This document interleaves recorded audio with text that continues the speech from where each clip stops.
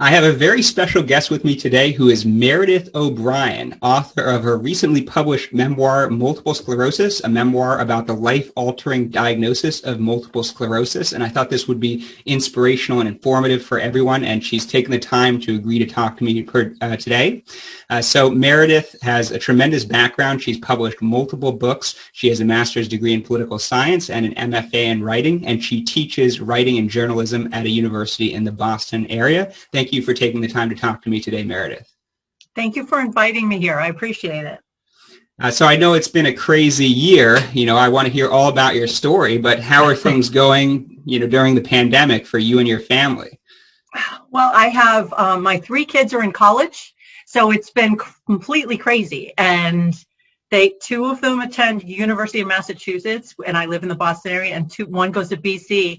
And everybody came home in the spring, and I was teaching, and everybody was home, and and everyone's Zooming from different rooms. It was just a very strange period of time. And now teaching from home, I've been teaching and not going out much. I'm experiencing COVID like most people, but I feel like our family has been a little bit more vigilant than maybe others about it, worried because the kids are always saying they don't want to bring COVID home and kill mom. So everybody's been a lot nicer about not going out and seeing people that they shouldn't be. Well, vigilance is good. I'd rather people be over vigilant than under vigilant. Mm-hmm. So you haven't quite gotten the empty nester experience. Life isn't quite easier for you yet? We had 1 semester. My youngest son is a sophomore. We had 1 year. He's a sophomore. So we had 1 year where he left. And then it was actually 1 semester. And then last his second semester, freshman year, was half of it. So we had 1 semester. And I was all emotional, like, oh, they're all out. And then they were all back.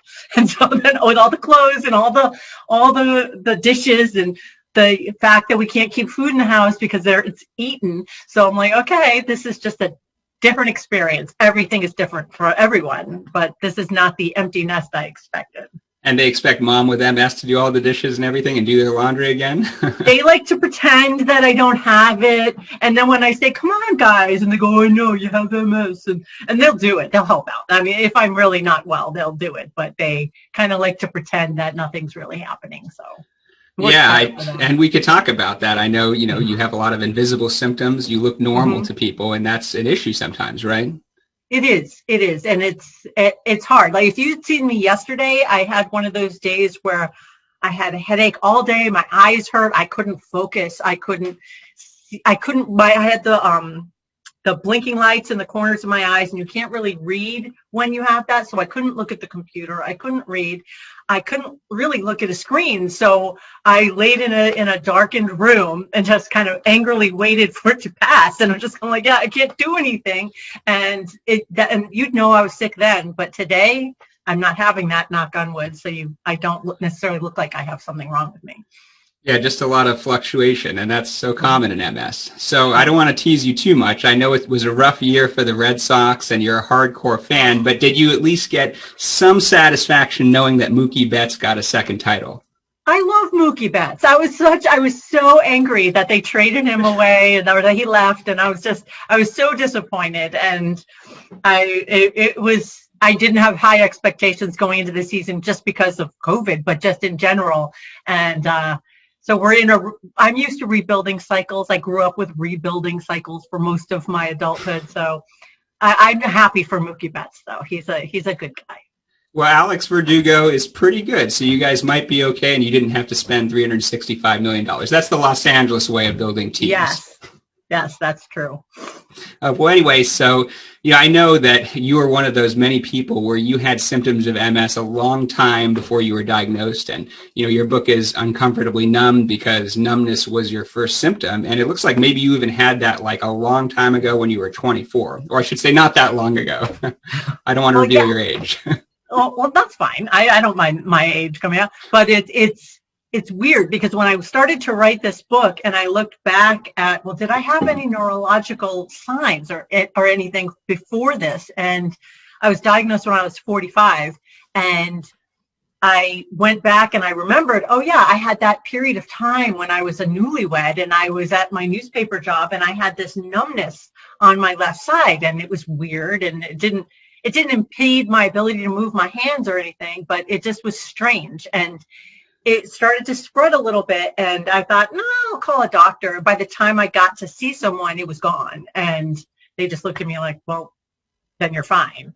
And then a few years later, in my late 20s, my husband and I wanted to have a family, and we were going through infertility treatments, and I had a short-lived case of Bell's palsy, which is when one half of your face kind of, for lack of a better word, freezes. Like you can't really move your mouth really well, or it looks like you can smile with half your face and not the other.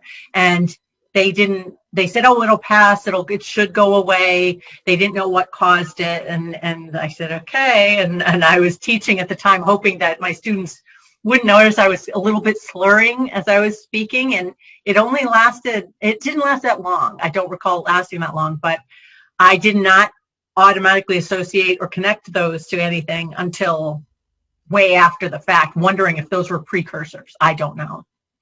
And then can you tell us a little bit about how you actually got diagnosed with MS? I know you had another episode of numbness while you were doing the interview for the book, Mr. Clark's Big Band, right? Right. No, it was in 2012. I was about to start on a book project where I would follow a middle school band director around for a calendar year.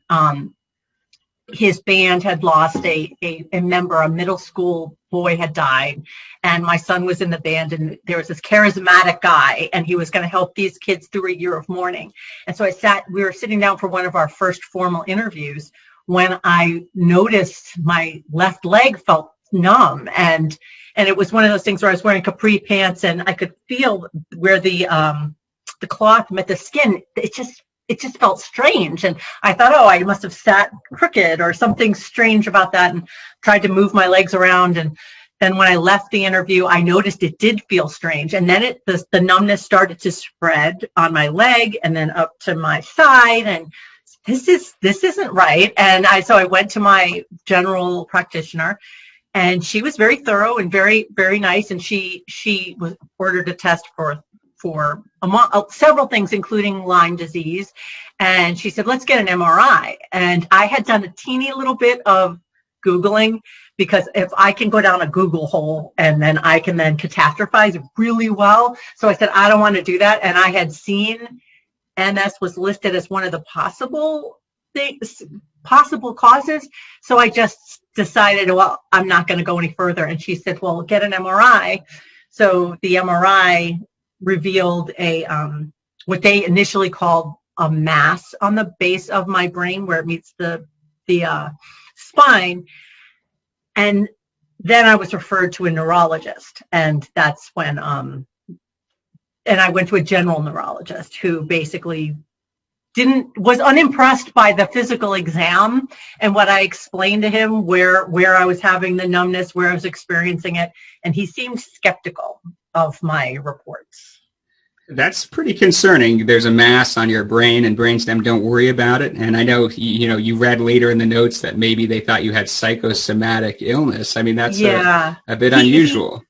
He said he couldn't tell the age of the mass, and I had been given contrast fluid for the second MRI, so they could tell if it was currently inflamed, and it did not indicate that it was. And so he said, we don't know how old that is. And I called saying, well, what is it? Like, why is it there? And there was no discussion of that. There was no mention of what I later learned is called a clinically isolated syndrome, where you have one lesion, and that there's a general time frame where patients tend to develop MS. I didn't know any of that. And I happened to mention, because I kind of am a compulsive oversharer, and I said that I was being treated for anxiety. That was one of the things that I was being seen for. And then he suggested that maybe I was just nervous. He said, MS doesn't present like this. And he looked largely, I had taken my husband, Scott, with me, and he was talking to him a lot and telling, I think this doesn't present this way. I think maybe you should do more yoga and relax. And I got this distinct feeling that he didn't believe me. And then later, when I was working on this book, about the multiple sclerosis journey I went on, I wrote to the hospital and got all my medical records and saw it in the medical records that he initially said he believed it to be psychosomatic in nature, the numbness. And I was just like, I knew it when I felt that in the room. Yeah, that's very unfortunate. I know a lot of women experience that sometimes their symptoms get attributed to anxiety or that it's psychosomatic. You're definitely not the only one who's experienced that. Yeah, I think it's because the symptom wasn't something that's quantifiable. You can't measure it. You can't see it. The physician cannot verify. And I think that there are some, not for me to speak on behalf of all physicians, but some physicians tend to be they want to see the reading. They want to see the scan. They want to see the measure that shows that beyond what the patient says that this is happening. And a lot of these symptoms are kind of squishy symptoms, and you can't really demonstrate it other than just telling you this is what I'm experiencing. So I think that's hard. It wasn't until 2 years after this initial exam that my symptoms came back, and I booked an appointment with an MS specialist, because I didn't want to go to someone who didn't know that there could be many different presentations of the disease. And he had ordered a new MRI, and we did not have the results when we first met. And I remember he had this folder as we were leaving after he did a physical exam, and I felt a great vibe with him. He was really nice. And he had this folder, and he was hesitating whether he should give it to me. And I'm, what's going on? He goes, well, this is for, it was a folder, and he didn't know what to say. And it was a folder for newly diagnosed MS patients. Mm-hmm. And he said he thought I should have the information, even though I hadn't been diagnosed with MS yet. Mm-hmm. But he kind of seemed like he expected that I would be. So he gave it to me, and I was just like, well, I don't know why. And I brought it home saying, okay, I'm not going to think about this. I'm going to put this aside until he tells me you have MS.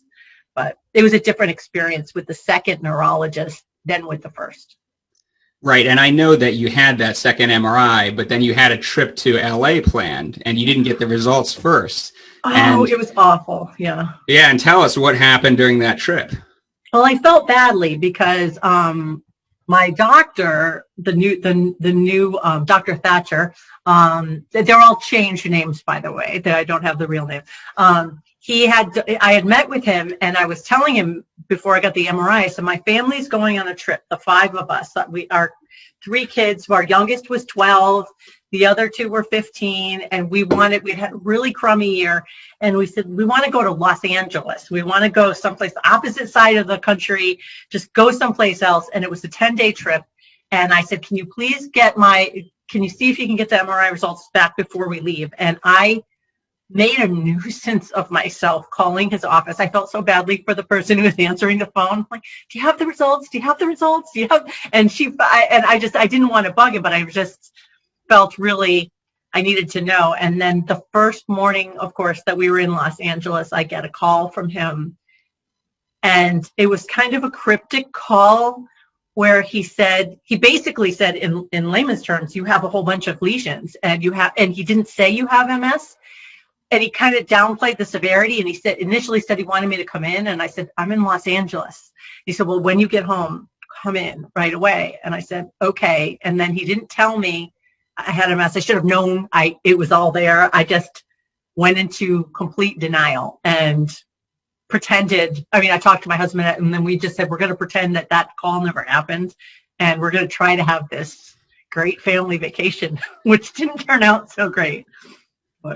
And so I know, it turned into a disaster, and you were dizzy and nauseous, and you ended up having like an active lesion in the cerebellum that kind of explained those symptoms. And you barely made it back to Boston, right? You almost were going to miss your flight and everything.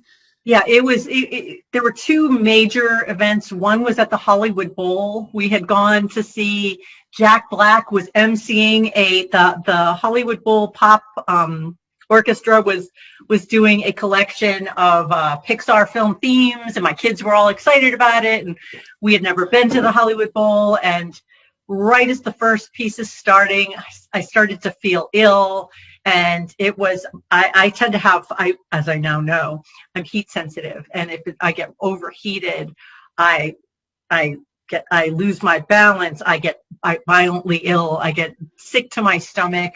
I get the stars in my eyes, and I get weak. My legs feel like jelly. And that was what was happening to me, but I didn't know that. And then I had to be put into a wheelchair. And Hollywood Bowl, if you're exiting, it's like this loop of ramps. And so they put me in a wheelchair, looped it down, and my husband had to go get the car and bring it back. And then the next day I was like, okay, I think I'm all right. It's fine. It's fine. And then the day we were leaving, we had rented a home or a bungalow in Santa Monica and had to be out, and I couldn't move. I couldn't walk. My kids said I looked like I was drugged or mostly unconscious and non-responsive. And I was retching and sick to my stomach, even though I had nothing to eat. And my husband was panicking because he didn't know. And he called my neurologist in Boston and said, what do I do? So the neurologist said, can I prescribe anything in LA? I don't know if I can. And so he prescribed a whole boatload of drugs to be able to get me on the plane and get me home.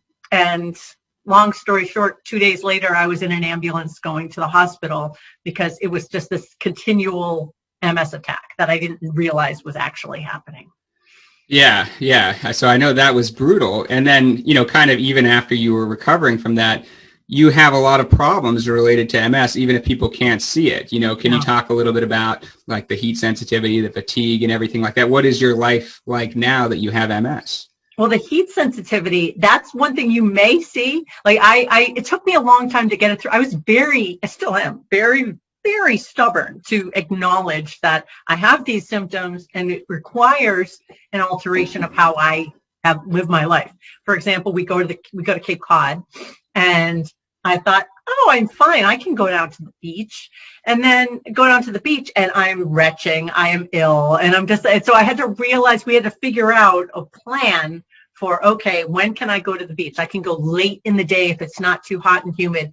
I have these hideous cooling vests, which get a lot of looks at the beach when I go to the beach, and I have it on. And then I walk, we've got a routine. I walk right to the water's edge, take that vest off, take the cooling cloth off my neck, and just go in the water. And once I'm in the water, I'm okay. And I can only stay as long as there's a little bit of breeze to keep me cool. But I can't go walking around towns in the middle of the day. I can't go on hikes if it's too warm.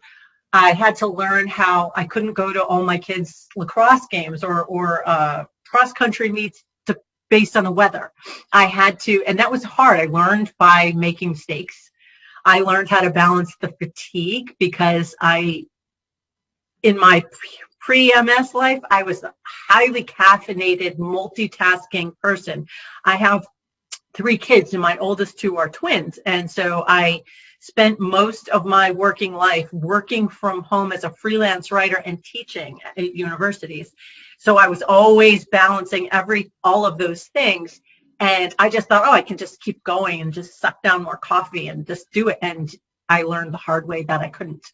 But a lot of people can't see those things. They can see the fatigue. They can see the fatigue if I'm really fatigued, but the heat sensitivity is the one that really is hard. It actually is what prompted me to get a disabled parking placard for my car that I use when it's really hot outside, and I know that I'm going to have a limited reservoir of energy, and I don't want to be outside in the heat and humidity too long. I want to be able to accomplish what I need to accomplish.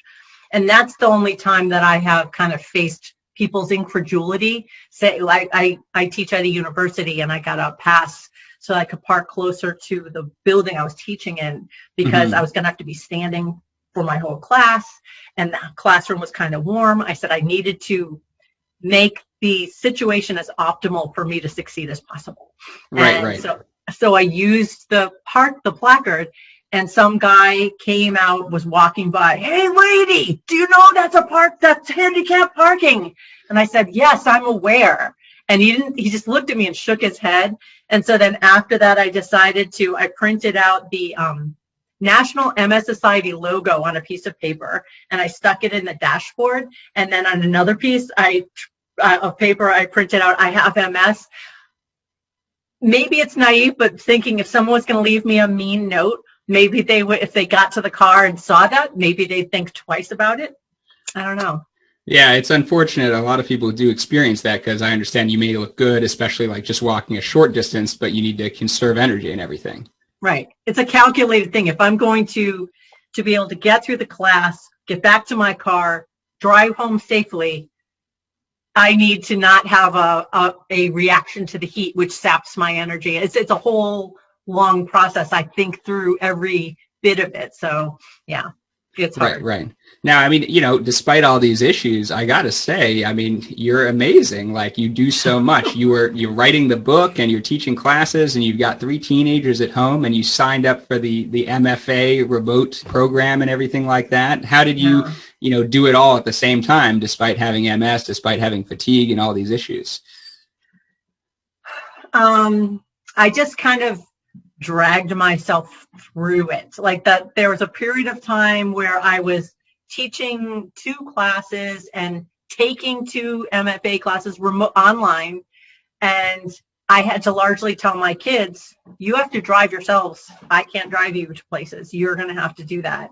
And I said, I'm not cooking. I ordered everything online. I did all my shopping online, my food shopping, kind of like now, but I did it back then. And I didn't there was a whole year I didn't do any holiday decorations, not because I was protesting, but because I just said, I can't. I have to, if I'm going to accomplish this, and this, these other things got to go. So I was not the greatest mom during that period. I was not the greatest housekeeper or cook or any of that, but I had to make choices. And that's the hard thing about MS. If I want to do things, I have to let other things go. And like this past semester, I taught 3 classes and I didn't commute because I was here teaching remotely to my classes in Boston, but it was exhausting and it was mentally exhausting. And it was a lot of mental energy, and I couldn't do anything else. I couldn't write. I couldn't do other things. I even though I was home and I wasn't driving and walking, I was tired. I was very impressed. I want to ask you, like, I had this experience when I started medical school. I was only 21 years old, and I had classmates who had other careers, or they had worked as a nurse or an EMT for many years, or a paramedic. So, you being an MFA student, already having published multiple books and worked as a journalist and wrote tons of articles, were people like intimidated or impressed by you, or maybe you didn't interact with the other students as much because it was a remote program? Well, it's funny. One of the people running the program was someone with whom I worked as a newspaper reporter, so I knew her. Mm-hmm. And I looked at it. It was the MFA program was largely it was the first year of the program, and it was through Bay Path University in Longmeadow, Massachusetts, which is a university in Longmeadow, and the students were all different ages. They were not necessarily classic grad student age. There are a lot of mid-career people. So I was kind of in the medium range age-wise. So I don't think anybody was like, ooh, she's written. But I loved the engagement because people were from all over the country. And I'm in my New England bubble, and there are other people in the Midwest or in California and Oregon. It was a really cool experience. So this is where I started working on these parts of my book, which I happen to have here. My memoir was through these classes, and I was newly diagnosed when I started my MFA program. So a lot of the writing prompts, I just wrote about what I was experiencing and was processing it and then getting feedback from people in my program. And so it was a great first steps to writing the book. Yeah, well, it's beautifully written, so I think it definitely, your dedication to perfecting your craft, even after having worked for many years, definitely paid off. Thank you. I know, you're a university teacher and you've written most of your books, your cognitive function, your intelligence, it's such a big part of your identity. And one of the things you found a little bit disturbing is that your husband was pointing out like, hey, you forgot some things. And that was very distressing to you, right? Oh, yeah. Nobody wants your husband or wife or spouse to notice that you're forgetting things like that. That's, if you want to start a fight, hey, I told you that last week, and you're like, you did not. And so, but I started to, my brain became sieve-like. It was like there was during that period of time when I was taking classes and teaching classes, and the kids were all here. It was really stressful, and I started to recognize that I was having cognitive issues. It was many different reasons, but I was only allowing the things that were super important to stay in my brain. But I might have forgotten, okay, this kid is going to that person's house. This kid has a meet. My husband's going to this meeting, and all those things just fell out of my brain, and I couldn't keep them in there. I would start reading student papers, and then and reading a paper when you're evaluating it and deciding what kind of grade is it going to get. Did it hit all the rubrics? It's a different kind of thinking that you use when you're doing that, as opposed to just reading something just for pleasure. And I was having trouble. I was having to reread it and reread it and reread it. And I said, what is going on? And my neurologist suggested that I get an evaluation from a cognitive neurologist. And they did, after the test, they did say, yes, you have some short-term memory problems, and then also if I'm pressed to come up with something quickly, I was having trouble with that. So she gave me a number of different techniques to deal with this and to try to prevent it, which is I'm constantly writing things down like old school. My kids are like, why do you have notebooks? I said, because the act of writing is helping me remember. And for example, I keep a notebook for every class, and I write down the notes of everything that happened in class, all the names of the students, who raised their hand, so that this will get it in my brain better. And my iPhone, I put reminders, like audio reminders all the time. And I also, when I'm out and about, I'm taking pictures of things to help me remember. So I'm using a multitude of tools to try to help. But if I'm really, really tired, nothing's going to help. I'm going to have to just pace myself. And I had to 2 weeks ago, I had 100 papers to finish to grade at the end of the semester. And so I created realistic goals and said, I'm not cleaning anything. I'm not doing any of this, none of this house stuff. I'm just doing this. And they said, everyone's like, okay. And so that's how I had to break it down. But the cognitive stuff is scary for anyone, but especially if you work with words. I'm hopeful. I'm glad right now, knock on wood, at this point, I have tools to cope. Hopefully they'll continue to be effective. Well, if it makes you feel better, you seem pretty sharp to me. And my wife also complains that I forget everything, so you're not alone. And I haven't been diagnosed with MS yet, at least. But, I think that, considering you were doing so many things at the same time, you seem to be holding up pretty well.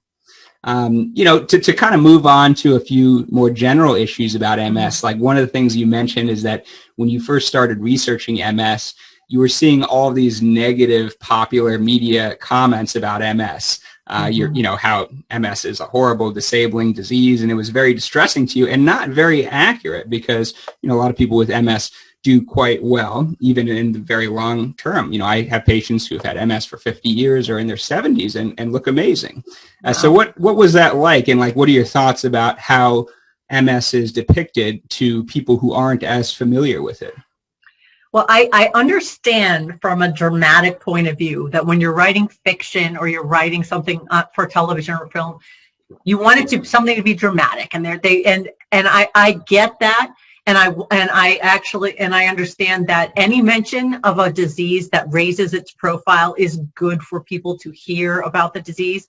But as a newly diagnosed patient, it was awful because I would suddenly, it's almost like if you were getting a divorce, suddenly you'd hear divorce everywhere. You'd notice it everywhere because you're paying attention to it. So now I'm suddenly paying attention to MS, and it seemed like it was cropping up in this TV show and that TV show and this movie, and it was always negative. It was always with, you're going to die. It's going to get really bad and you're going to die. And it would, every time, even though I know it was probably dramatic license, I would rush to the computer, And I would do a Google search, and I would ask, and the worst thing is that I would write in, is MS, and then Google would autofill for me fatal. I'm like, really? And I'm like, thanks a lot. But it's because of what I've been researching. And I had to stop, but it was funny. My husband and I were just watching a show. I can't even remember what it was. And somebody mentioned in passing, oh, they have MS and they died. We're like, everywhere. MS is like everywhere. I think even on the show This Is Us, a tangential character's mother had MS and then died, and they kind of didn't say. And so it took me a while to not take it all in and say that's going to happen to me. It's scary, but if you're brand new, it's scary to see those references. Absolutely. And I think it's really hard to fully appreciate the incredible diversity of people with MS. I mean, it's such a variable disease, as is true of many diseases. And that's one of the things that makes it hard. You just can't predict the future, and I'm sure that was scary to you when you were first diagnosed, that you don't know what's going to happen in 10 years, right? Right. You don't know. I'm currently diagnosed with relapsing remitting MS. And I know there's a rough clinical window when things may or may not transition. And they used to say before the disease modifying medications that it was roughly 10 years after the diagnosis, a certain percentage would transition. I don't know to progressive or secondary. And I don't know how my medication will affect that transition yet. But it is the uncertainty of it is hard. And when you're trying to navigate the world, like you said, there's a variety of manifestations of multiple sclerosis. We all look different. Sometimes you can see it, sometimes you can't, and we never know which one we're going to have. And there are many different faces. Yeah, absolutely. And if anyone wants to see like the sort of average data on prognosis, and no one can predict the future because there's so much variability, there's a really good publication from the University of California, San Francisco, and I have a video on it. Click above the link and you can check it out. But no one can predict the future. Mm-hmm. So I know you were taking Tecfidera, at least at the time you wrote the book. Have you continued on that, and how have you done with that? I feel very fortunate that at the time I was diagnosed, there was oral medications available because I didn't want to use injectables if I could avoid it. But I was on Tecfidera up until a couple months ago when there was a generic available, and then I was suddenly moved to the generic because the insurance company said we're moving you. But luckily, it seems to be doing well. I haven't had new lesions. I've had my symptoms seem to be getting gradually a little more intense, but nothing that has shown up on an MRI to that point yet. So I feel fortunate that I was able to be able to take Tecfidera, and that I did not experience some people get very intense side effects from it, and I was fortunate that I was not among those folks. All right. Well, I'm glad to hear that. So I know, 2020 has been a crazy year, and you got this book published, which is an amazing achievement. I'll include the Amazon link below if anyone wants to check it out. I'd highly recommend it. So what are your plans going forward, in 2021? Are you starting anything new, or what are your ambitions for the future?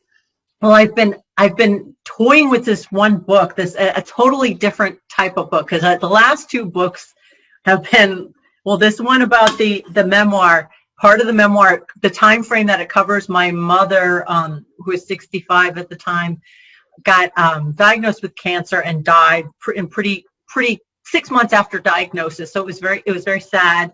And then I got MS like a couple months later, or I was diagnosed with MS a couple months later. So it's a lot of heavy material. And the book before that was Mr. Clark's Big Band, about a hero teacher helping his grieving students. And I said, I want to write something different. So I was leaning toward a thriller set in Western Mass, where I grew up. And I haven't been able to work on it. I've talked to a lot of writers during the summer. I'm in a group of writers. We created a group called Lockdown Literature because all our books came out as soon as everyone went into lockdown.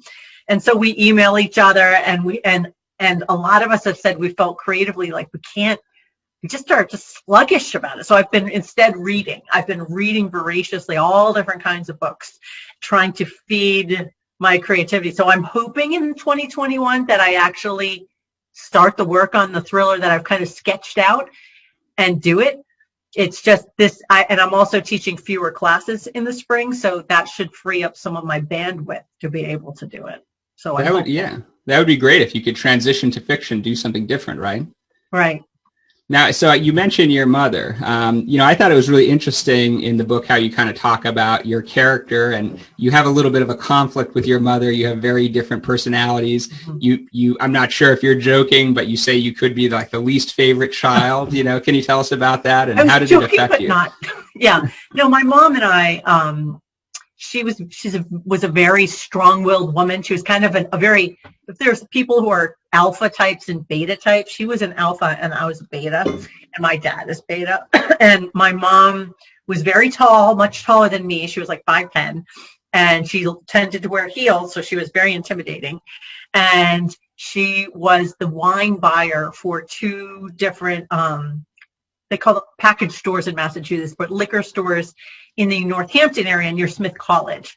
And she was one of the few females in her discipline. Like, there were very few women in the wine or the liquor business. And she was very respected for her knowledge of wine. And she was even on a local radio show.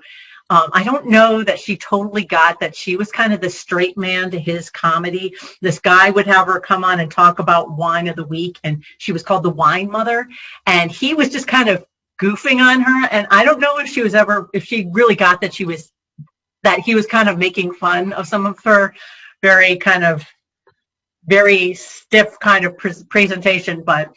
And then I was the opposite. I was more like my dad. We loved books. We read books. We read news. We were obsessed with politics. And I have a terrible palate. I didn't, temperamentally, we were very different. And my younger brother, however, was much like my mother. And so he's much more into fashion and fine things. And he had a great palate, and my mom could relate to him much more than she could to me. And so it was kind of we had a difficult relationship in that, especially when I would write about things about my family. Occasionally, I very rarely wrote about her, but sometimes I did, and she didn't like it when I would write about her. But so I when she got sick, it was that was the point where there wasn't, I said, there's no point in being upset about what didn't happen with our relationship and obsessing. I just said, okay, bygones be bygones. I'm just going to be here for her and help her. And it was hard because I learned lessons from my mother's illness, because she denied her symptoms of her cancer. She wound up with uterine cancer, a sarcoma, actually, that was gigantic when she finally admitted what was going on. And it was so severe that I was furious that she had not told anyone. She hadn't gone to see anyone. And I wanted to scream, Mom, you could have been saved if you went when you first got the symptoms, but you can't. That's not productive to do it to someone who's just gotten that information. So when all of my MS symptoms came back, so it's always remembering what happened with my mom is what always prompts me, even when I feel someone might doubt my report of a symptom. I don't want to be my mom. I don't want to not go to the doctor. So a lot of that happening in such close proximity to my diagnosis had an impact on how I reacted. But yeah, my mom, I was grieving for my mom when all of this other stuff happened, when the diagnosis happened. And so it was my life, the book is divided in half into the pre-diagnosis and then the post-diagnosis. And I felt like that first half was all about this, take my life and throw it up in the air. And the second half was, okay, it's landed. Now, how do I make it orderly and figure out how to get through it? Yeah, and I know, like, one of the challenges you brought up, and, we don't have to get into politics or anything, is that you had this fear that, the mandate not preventing insurance companies from borrowing pre-existing conditions, may have disappeared, and you were worried if you were going to lose your health insurance. What was that like, having to think about that? Well, when I figured out how expensive Tecfidera is, at the time when I was diagnosed, it's like $50,000 or $60,000 a year. Now, retail right now in 2020, it's almost $100,000 if you were going to have to pay for it out of pocket. that's crazy. Like that's per year. And so and never mind coverage for MRIs and all the other specialty care that I need. Thinking about that made me realize how absolutely vital it is to have health insurance, and that if, say, my husband, we have insurance through him, say he changed jobs or he lost his job, that people would look at me and I cost a lot of money on health insurance, and they'd say, if the law did not protect people with pre-existing conditions from being discriminated against, our family could have been bankrupt. And so that suddenly became very real to me. That actually, when it was in danger of being repealed, and John McCain went up and made his famous vote against repealing the Affordable Care Act, that was when I decided, I went public with my MS diagnosis, and I am on Twitter, and I think I put a hashtag, I'm a pre-existing condition. And I actually, even though I was working on the book, I hadn't publicly said, I have MS. And I put it out there because it felt vital. And it felt vital for me to tell friends and family, hey, if this goes away, people like me, our families could be financially destroyed by that. So it was suddenly became a real issue for me, not an abstract. Yeah, and it is a real issue. And, I've had family members who really were affected by that. And I used to work at County. I was a fellow there. And, a lot of people who don't have employment are disabled. And at the time, some people did really miss out on opportunities to get the right care. So it's definitely an issue. Absolutely. So I appreciate you coming on and talking to me. The last thing I want to ask you is there any kind of piece of advice you would give to maybe someone who's newly diagnosed with MS and starting to learn about it? What wisdom would you give to them in all your years of experience? Well, I would tell them to be patient with yourself, like to give yourself a break, and that you're going to learn as you go through, and you're going to make mistakes. And it's okay. And it's because it's not like a lot of people, and also kind of along with that, you have to have patience with other people, because most people that I talk to or that I run to don't have any idea what MS is, despite all of the advocacy people have tried to do to raise the profile. They don't know what it is. And they think, you'll get over that. Oh, you'll be better now. And then they ask, are you better now? You're kind of like, well, I'm not having my symptoms right now, so that's okay, but they might show up tomorrow. So you're going to have to have patience. And you can do what you can. Like you can't control MS. You can try to react to it or create conditions that are more favorable for you. And that's a hard thing for me, who used to like to have my plan, my list of what I was going to do, and I could just plow through it, to have my body say, no, you're not doing that. And who am I going to fight? Like I'm only fighting myself when I get angry about the MS symptoms not allowing me to do what I want. So I'm still working on that. 6+ years into my diagnosis, I'm still working on giving myself patience and giving myself time to get used to it. But you're gonna be overwhelmed, but you will figure your way out. You'll figure your way out and have patience. That's the only thing I can think of, is that I wish that I had more patience with myself at the very beginning and didn't try to act like everything was regular, because it wasn't. Well, thank you for that. I think it's great advice, and I think you're an example of a person who can do amazing things and live an amazing life despite having MS.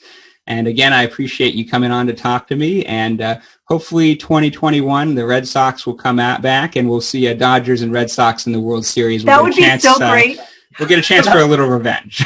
That would Happy be holidays. fantastic. And Happy New Year to you, Meredith. Take care. Happy New Year to you.